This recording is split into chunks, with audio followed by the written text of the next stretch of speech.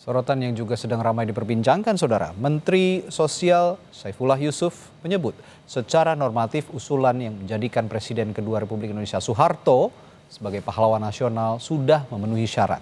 Menurutnya siapapun nama yang diusulkan memang memiliki kelebihan maupun kekurangan. Mensos Saifullah Yusuf bilang nama Soeharto sudah beberapa kali diusulkan menjadi pahlawan nasional.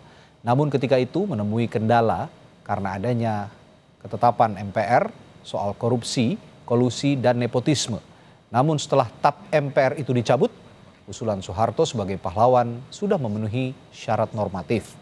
Menurutnya pemerintah akan mendengarkan berbagai pendapat, namun juga menimbang kebaikan dari Presiden kedua Republik Indonesia Soeharto.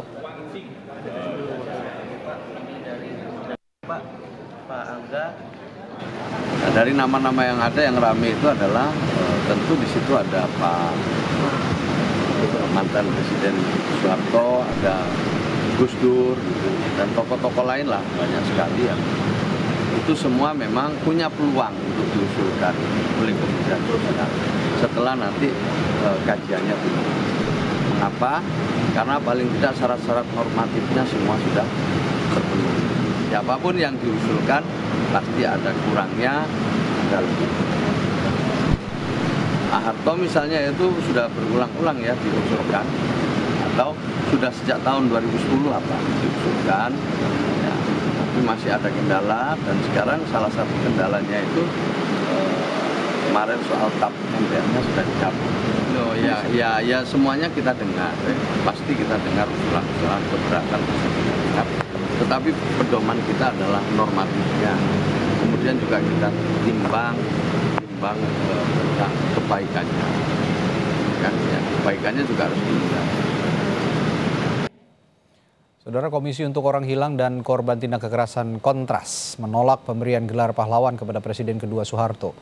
Menurut Kontras, pemerintahan di era Soeharto terjadi banyak kasus pelanggaran HAM berat dan juga masifnya kasus korupsi, kolusi, dan nepotisme. Kontras menilai selama era kepemimpinan Soeharto terjadi banyak kejahatan negara terhadap warga negara. Selain itu marak kasus korupsi, kolusi, dan nepotisme atau KKN. Kontras menilai jika Soeharto diberi gelar pahlawan, maka akan ada upaya lain menghentikan penyelesaian kasus pelanggaran HAM berat karena sosok yang kontroversial justru mendapat gelar pahlawan.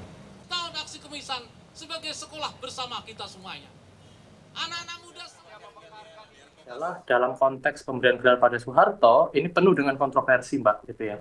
Jadi menurut kami dalam konteks pemerintahan Presiden kedua, dalam hal ini adalah Soeharto, selama 32 tahun ada banyak sekali pelanggaran-pelanggaran atau kasus-kasus kekerasan yang dilakukan oleh negara kepada warga negara, gitu ya, yang berujung pada pelanggaran hak asasi manusia, pelanggaran HAM yang berat gitu, maupun pelanggaran hak asasi manusia gitu. Dan juga ada sejumlah kasus-kasus yang memang tidak mencerminkan karakter bangsa, yaitu kasus korupsi, kolusi, dan nepotisme yang sangat besar dan sangat tinggi sekali. Menurut kami pemberian gelar pahlawan ini sudah sepantasnya tidak diberikan kepada Soeharto, mengingat sosoknya yang memang juga banyak kontroversi selama menjabat sebagai Presiden Republik Indonesia kedua. Buntut pengusulan Presiden kedua Soeharto menjadi pahlawan nasional, sejumlah petisi muncul di laman change.org. Petisi menolak usulan yang diinisiasi Gerakan Masyarakat Adili Soeharto telah ditandatangani 4.000 orang lebih. Ada juga petisi mendukung pemberian gelar pahlawan yang ditandatangani 13 orang.